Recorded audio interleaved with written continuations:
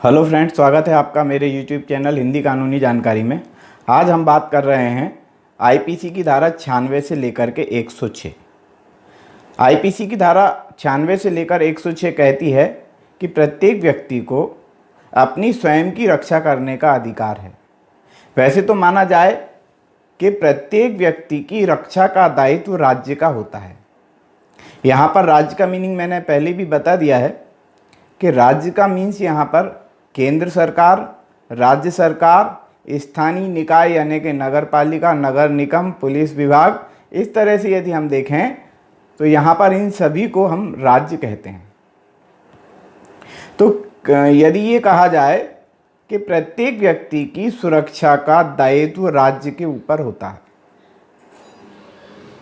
तो इस संबंध में हम बात करते हैं कि यदि प्रत्येक व्यक्ति की रक्षा का दायित्व राज्य का है, अब राज्य कहाँ कहाँ पर उपलब्ध हो सकता है और राज्य कहाँ कहाँ पर उपलब्ध नहीं हो सकता है।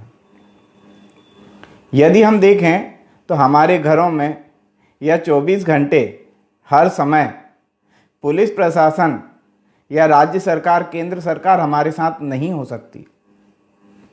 ऐसे समय में क्या राज्य सरकार का दायित्व हमारी रक्षा का नहीं होता?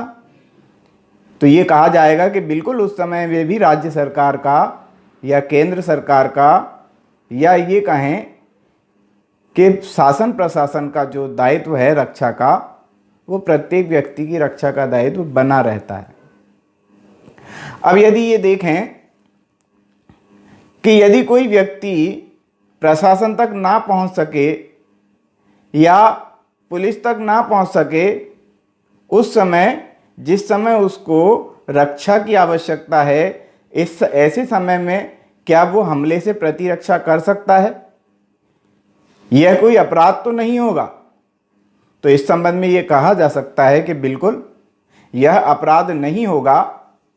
ऐसे समय में यदि किसी व्यक्ति ने हम पर हमला किया है और वो हमला प्राण घातक हमला है, उसमें हमारी जान भी जा सकती है, ऐसे समय में यदि उस हमलावर के ऊपर हम आक्रमण कर दें और अपनी प्रतिरक्षा कर दें, तो ये हमारा अधिकार है।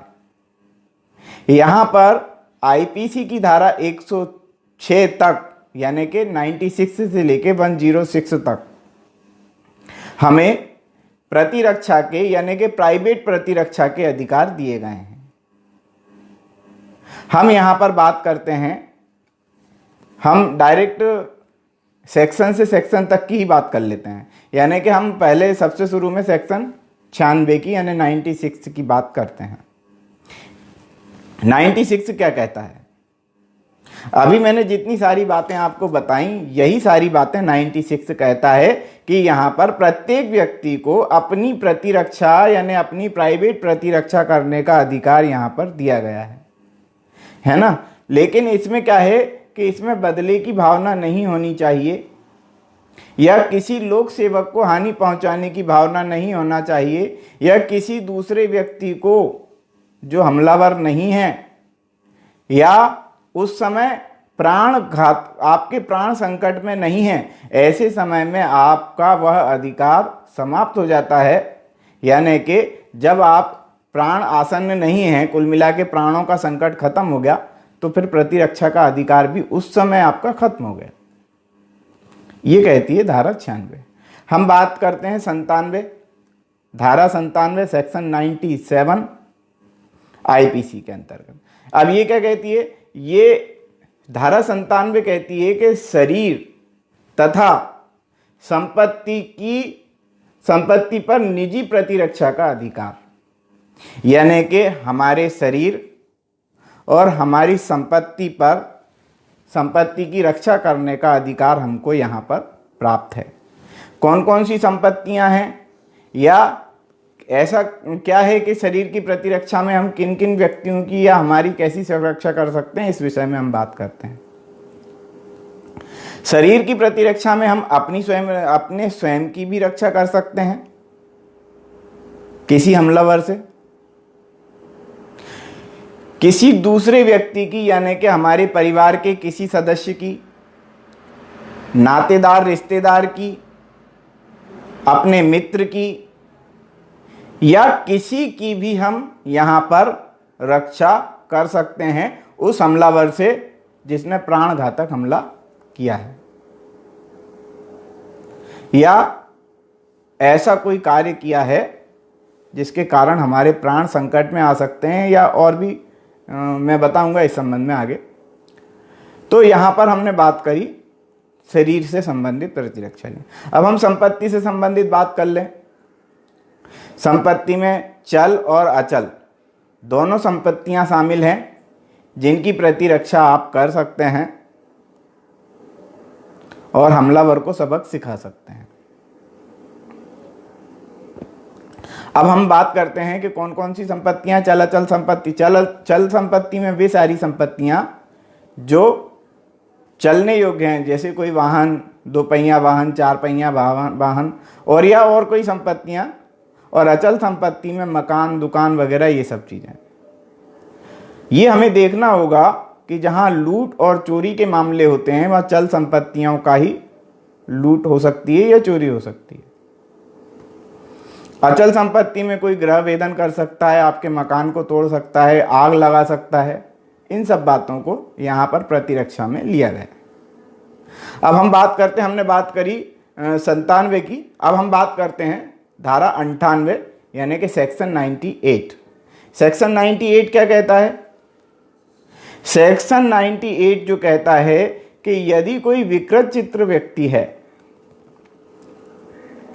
यानी कि जिसका मानसिक संतुलन नहीं है, या जो बालक है, छोटा सा बच्चा है, उसके हाथ में पिस्तौल आ जाए तो गोली चला देगा, आप मर जाओगे। या कोई पागल व्यक्ति है और वो किसी हथियार से आप पर हमला कर दे, तब आपको क्या ऐसा अधिकार है कि जैसा कि पहले अधिकार था, मतलब कि एक सामान्य व्यक्ति को, या यदि एक सामान्य हमलावर आप पर हमला करता है तो जैसा अधिकार आपको मैंने बताया वैसा अधिकार प्रतिरक्षा का है। तो क्या विकृत चित्त व्यक्ति के साथ किसी पागल व्यक्ति के विरोध में या किसी बच्चे के द्वारा इस प्रकार के हमला कर देने पर क्या वैसा अधिकार प्राप्त है? तो कानून ये कहता है कि बिल्कुल वैसा अधिकार आपको प्राप्त है जैसा अधिकार सामान्य हमलावर के द्वारा, एक स्वस्थ मस्तिष्क के हमलावर के द्वारा जो हमला किया जाता तब आपको जैसे अधिकार थे, वैसे ही अधिकार विकृत चित्त व्यक्ति या नासमझ व्यक्ति या नाबालिग बच्चे के विरुद्ध भी आपको वैसे ही अधिकार प्राप्त हैं। यानी कि आप भी वैसे ही अधिकारों का उपयोग कर पाएंगे विकृत चित्र व्यक्ति के साथ भी।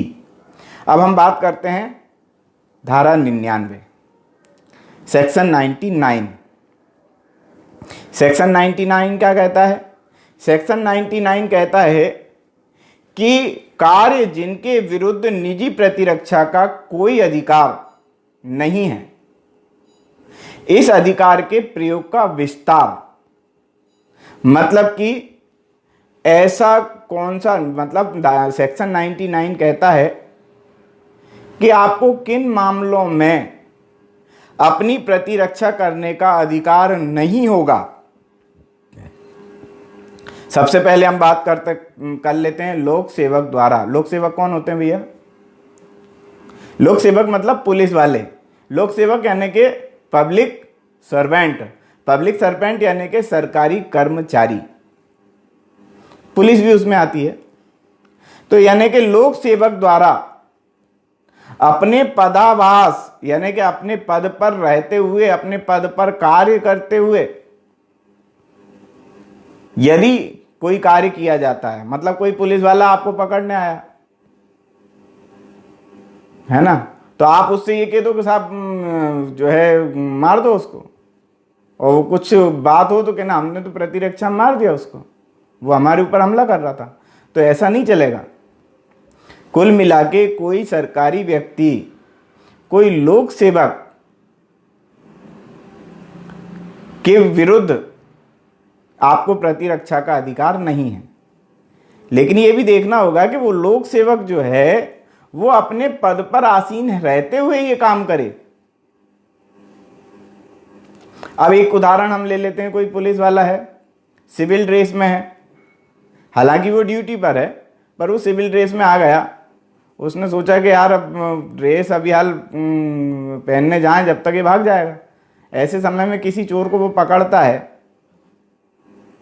और यदि ये चोर भाग रहा है तो पुलिस वाला जो है उसको पकड़ सकता है, लेकिन चोर ये नहीं कह सकता है कि साहब मैं तो अपनी प्रतिरक्षा का अधिकार कर रहा हूं। और जब यदि वो उसको ये पता हो, वैसे तो चोर जो है गलत काम कर रहा है, इसलिए उसको कोई प्रतिरक्षा का अधिकार नहीं है, लेकिन एक सामान्य व्यक्ति को यदि पुलिस वाला सिविल ड्रेस में ये समझ ले कि ये चोर है, तब वो सामान्य व्यक्ति अपने अधिकारों का उपयोग कर सकता है क्या? वो पुलिस वालों को यदि पहचान ले कि ये पुलिस वाला है और भले ही सिविल ड्रेस में है, तब तो वह अपने प्रतिरक्षा के अधिकार का उपयोग नहीं कर सकता।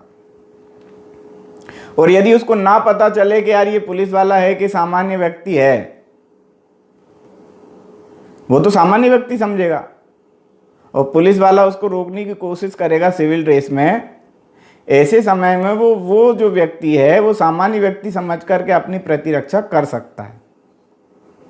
ये हमें समझने की बात है। अब हम आगे की बात करते हैं कि और क्या कारण हैं ऐसे, और कौन कौन से निर्बंधन हैं जो हमें प्रतिरक्षा के अधिकार से रोकते हैं धारा 99 के अंतर्गत, सेक्शन 99 के अंतर्गत। अच्छा, कब और रोकते हैं? जैसे चोर है, एक और उदाहरण हम ले रहे हैं कि भैया और कौन कौन से तरीके हैं जो प्रतिबंध लगाते हैं आपकी प्रतिरक्षा, आत्म प्रतिरक्षा पर। तो वो ये है कि मान लेते हैं कि कोई चोर आया और चोर को आपने पकड़ लिया, पकड़ के आपने बांध दिया उसको। अब आपने जब उसको बांध दिया तो इसका मतलब ये है कि वो चोर आपको कोई क्षति नहीं पहुंचा सकता, और ऐसे समय में आप पुलिस को सूचना दे करके पुलिस को बुलवा सकते हैं, इतना समय है आपके पास। तब ऐसे समय में आप उसको मार नहीं सकते, आप उसको जान से नहीं मार सकते। और यदि आप ऐसा करते हैं तो इसका मतलब ये है कि आपको जो प्राइवेट प्रतिरक्षा का अधिकार दिया गया है, उस अधिकार का आप अतिक्रमण करते हैं। तो ऐसा करना भी इसका अतिक्रमण यानी कि प्राइवेट प्रतिरक्षा का अतिक्रमण कहलाता है। ठीक है ना? अब एक चीज और है, मान लेते हैं कोई चोर है, चोर भाग गया और आपकी पहुंच से बाहर हो गया, तो इसके बाद भी तो आप जो है पुलिस को सूचित करके और वो चोर को पता बता सकते हैं कि वो चोर चोरी करके लेके गया है, इस तरह से। यानी कि जहां पर आप पुलिस को सूचित कर सकने के में सक्षम हैं, वहां तक आपको अधिकार ही नहीं है आपकी प्रतिरक्षा से संबंधित। प्रतिरक्षा इमीडिएट हो सकती है, तुरंत के लिए होती है। आप समझ गए होंगे इस संबंध में। अच्छा, एक चीज और है, यदि कोई व्यक्ति ऐसा है जो आपके ऊपर हमला किया उसने, और कुछ देर पश्चात कुछ ऐसा हुआ कि वो हमलावर जो है आप पर हमला अब नहीं करने वाला है, यानी कि आप पर हमला होने की आशंकाएं पूरी तरह से समाप्त हो चुकी हैं, ऐसे समय में भी आपकी प्रतिरक्षा यानी कि प्राइवेट प्रतिरक्षा पर निर्बंधन है। आप सामने वाले को नुकसान नहीं पहुंचा सकते हैं। क्यों? क्योंकि आपको हमले की सारी आशंकाएं आपकी समाप्त हो चुकी हैं। इसी प्रकार अब आगे की ओर बात करते हैं कि और 99 में, धारा 99 में और क्या दिया हुआ है? इसमें यह दिया हुआ है कि किसी व्यक्ति ने आपको जितनी हानि पहुंचाई है या पहुंचाने की संभावना है, आप उतनी ही हानि या उससे कम हानि पहुंचाएंगे सामने वाले को, हमलावर को। ऐसा नहीं है कि हमलावर ने आप में चांटा मारा और आपने बंदूक उठाई और गोली मार दी। तो कुल मिला के ये है कि उतने ही शक्ति का उपयोग आपको करना है जितनी शक्ति की आवश्यकता है। इससे अधिक शक्ति का उपयोग करना मतलब आत्मरक्षा यानी प्राइवेट प्रतिरक्षा का अतिक्रमण कहलाता है। ये बात हो गई सेक्शन 99 में। अब हम बात करते हैं सेक्शन 100 यानी कि धारा 100। धारा 100 क्या कहती है शरीर के निजी प्रतिरक्षा का अधिकार, यानी कि शरीर की निजी प्रतिरक्षा का विस्तार कहां तक? किसी की मृत्यु कारित कर देने तक। यानी कि धारा 100 यह कहती है कि आप अपने शरीर की प्रतिरक्षा के लिए किसी व्यक्ति की मृत्यु तक कारित कर दें। तो ऐसे अधिकार आपको कब प्राप्त हैं, इसके विषय में हम बात कर रहे हैं। अच्छा, हमले के परिणाम स्वरूप हम पहली चीज देखते हैं कि जिसमें आप किसी व्यक्ति को, हमलावर को मार भी सकते हैं। यानी कि क्या है? हमले के परिणाम स्वरूप मृत्यु तक की आशंका यदि आपको है, यानी कि सामने वाले ने आप पर हमला किया और आपको लग रहा है कि वो आपको जान से ही मार देगा, उसके पास ऐसे हथियार हों, ऐसे उपकरण हों कि वो आपको जान से मारने में सक्षम हो, ऐसे समय में आपको भी अपनी रक्षा करने के लिए सामने वाले का मतलब कि हमलावर की मृत्यु तक कर देने का अधिकार आपको प्राप्त है। एक चीज।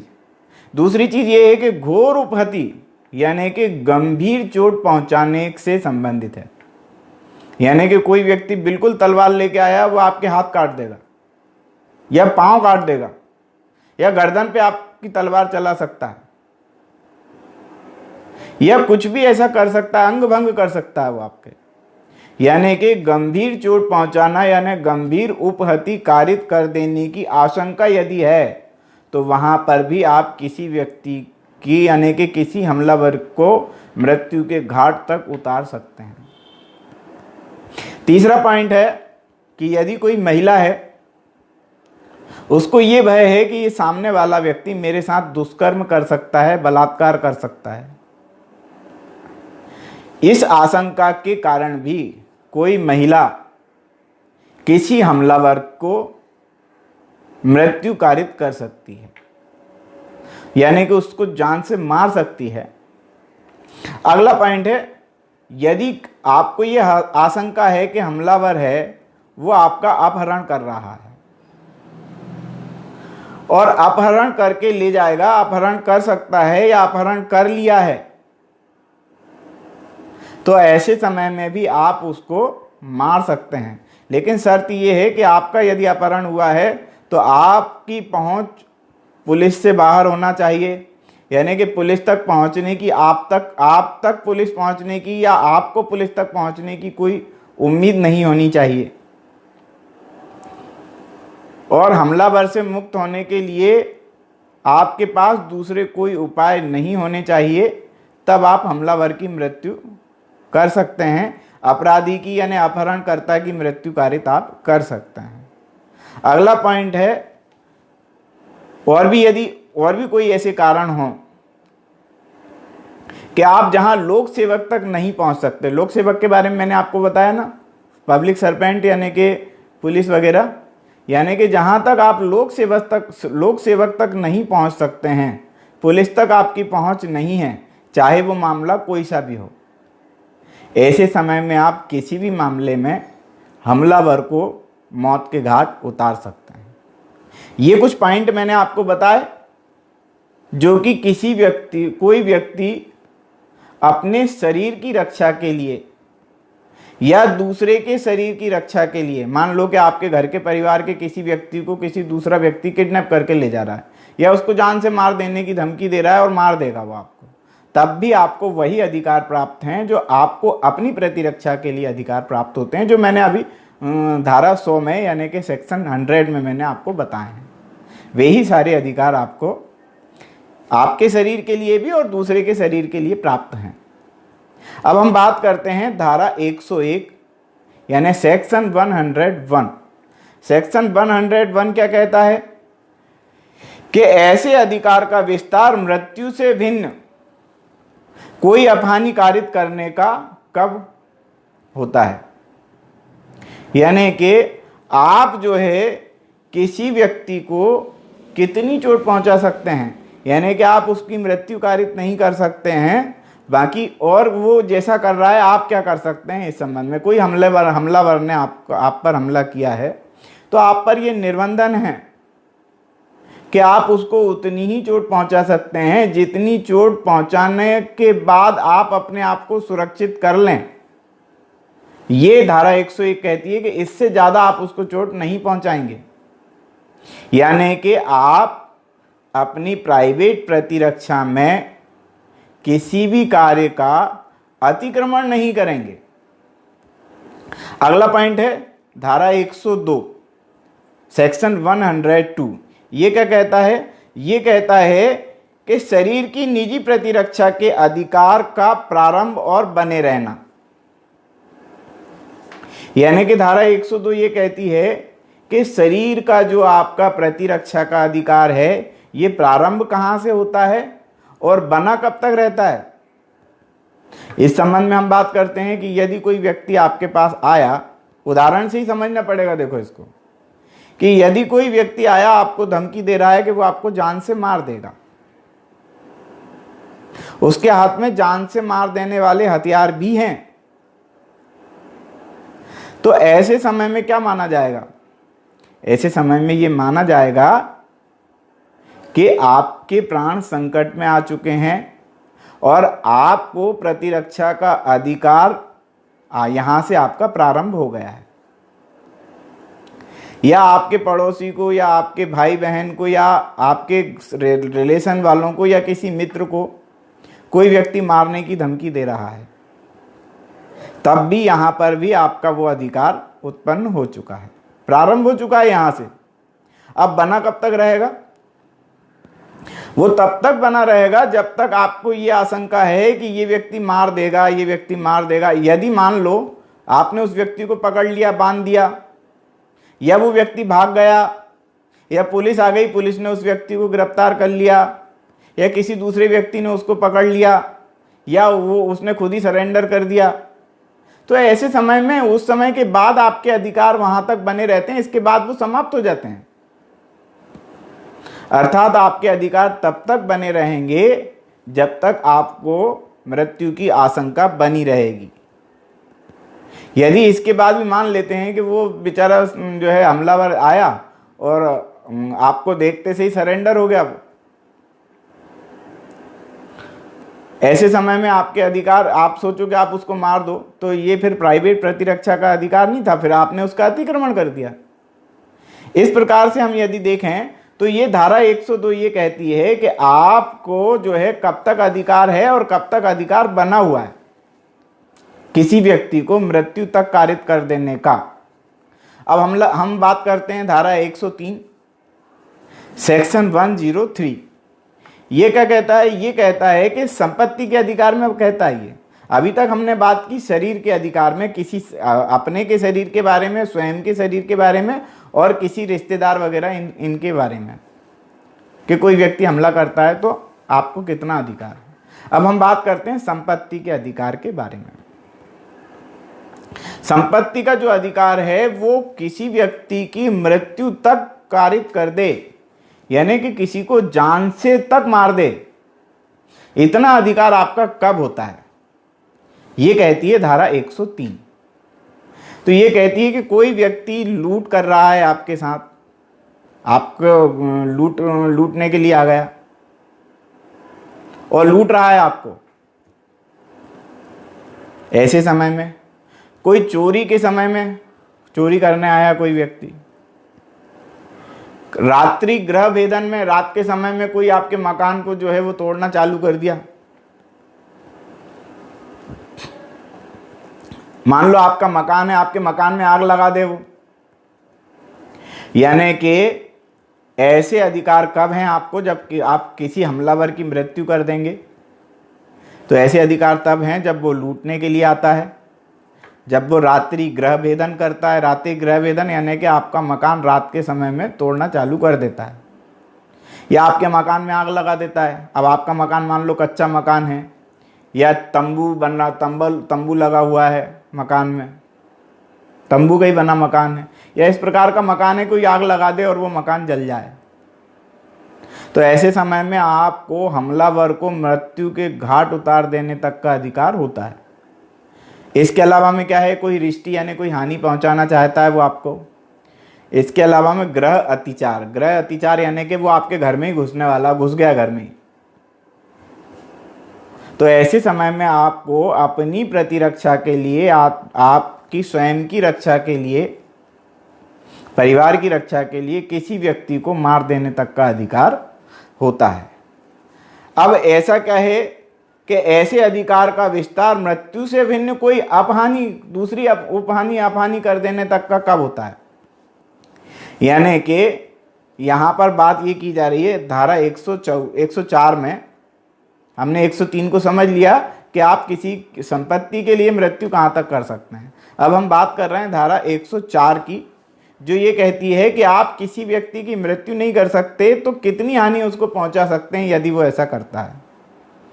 तो धारा 104 ये कहती है कि आप किसी व्यक्ति को उतनी ही हानि पहुंचा सकते हैं जितनी की आवश्यकता है।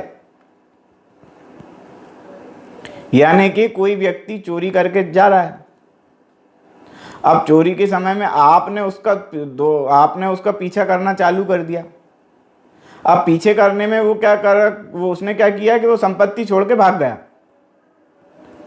तो भाई आपको जो संपत्ति वो चोरी करके ले जा रहा था वो संपत्ति आपको मिल गई, तब आपको वो प्राइवेट प्रतिरक्षा का समाप्त हो गया आपका अधिकार। फिर आपको उसको नहीं मारेंगे।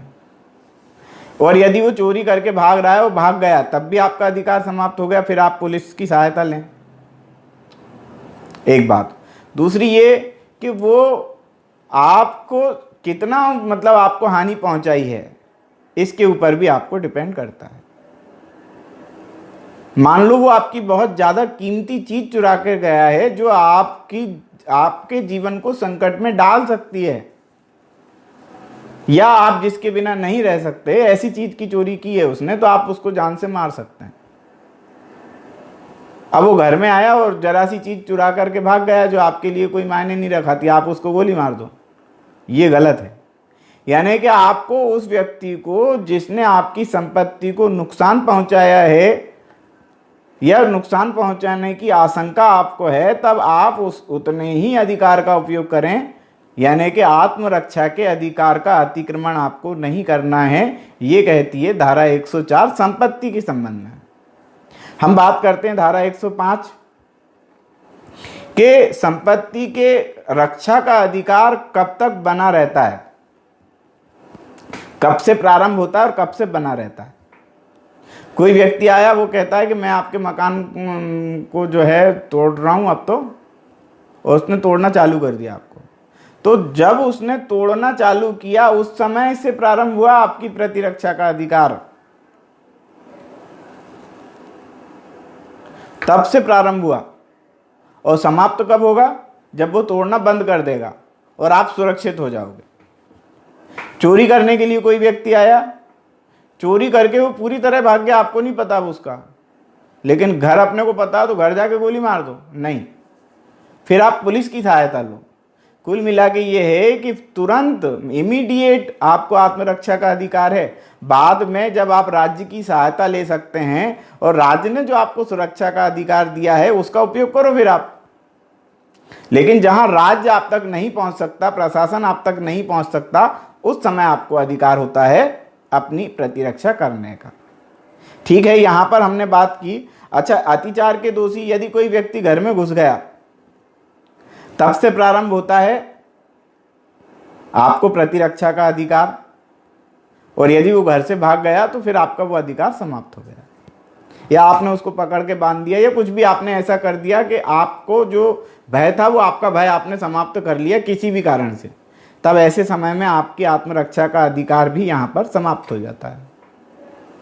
अच्छा, एक बात और हम बात करते हैं आप धारा 106 के संबंध में, जो इस संबंध ये प्रतिरक्षा के संबंध में अंतिम धारा है, धारा 106 सेक्शन 106। ये क्या कहता है? ये कहता है कि यदि किसी भीड़ ने आप पर हमला कर दिया, अब मान लेते हैं किसी व्यक्ति ने या किसी भीड़ ने आप पर हमला कर दिया और आपको अब बचना जरूरी है। ऐसे समय में आप अपने आप को बचाने के लिए किसी निर्दोष व्यक्ति को भी मार दिया जो उसका दोषी नहीं है, तब भी आप प्राइवेट प्रतिरक्षा के लिए संरक्षित हैं। अब इसको हम उदाहरण से समझते हैं ना, क्योंकि उदाहरण से कोई बात जल्दी समझ में आती है। धारा 106 को हम उदाहरण से समझते हैं। मान लेते हैं कि आप जा रहे हैं और भीड़ आपका पीछा कर रही है। आप दौड़ते चले जा रहे हैं, भीड़ आपका पीछा कर रही है। भीड़ को यह आशंका है कि आप चोर हैं या आपने लूटपाट की है, ऐसी शंका है भीड़ को। और भीड़ जो है आपको मारने के लिए बिल्कुल उतारू है, और ऐसा है कि यदि भीड़ आपके समक्ष आ गई तो आपको मार देगी। अब भागते भागते आप ऐसे स्थान पर पहुंच गए अब जहां पर भागना संभव नहीं है। मतलब आगे यदि दीवार आ गई या कोई पहाड़ का ऐसा किनारा आ गया कि बस अब तो पहाड़ के उस तरफ आप फिर जाओगे कैसे, कूदोगे तो मर जाओगे। ऐसी कोई स्थिति सामने आ गई आपकी और भीड़ आपकी तरफ बढ़ रही है, तब ऐसे समय में यदि आपके पास बंदूक है तो आप हवाई फायर कर दो। इसके बाद भी यदि भीड़ नहीं मानती है तो आप गोली चलाएंगे। यदि गोली चलाने में किसी छोटे बच्चे या किसी निर्दोष व्यक्ति को वो गोली लग जाती है और वो मर जाता है, तो ऐसे समय में ये माना जाएगा कि आपने अपनी प्रतिरक्षा का उपयोग किया है। प्राइवेट प्रतिरक्षा का उपयोग करते हुए आपने अपने आप को बचाया है। तब ऐसे समय ये कहती है धारा 106, जो हमने उदाहरण से इस चीज को समझा। तो आज हमने बात की प्राइवेट प्रतिरक्षा की। आत्मरक्षा के लिए जो कानून हमारे लिए बनाया गया है उसकी हमने बात की। बहुत इंटरेस्टिंग सब्जेक्ट है ये। मुझे लगता है कि आपको ये सब्जेक्ट, आपको ये समझ में आया होगा और पसंद भी आया होगा। यदि पसंद आया तो लाइक करें, शेयर करें, कमेंट्स करें। इस चैनल को सब्सक्राइब भी कर लें, बेल आइकॉन भी दबा दें ताकि अगले वीडियो का नोटिफिकेशन आपको तुरंत मिल जाए। आज के लिए इतना ही। थैंक यू, धन्यवाद।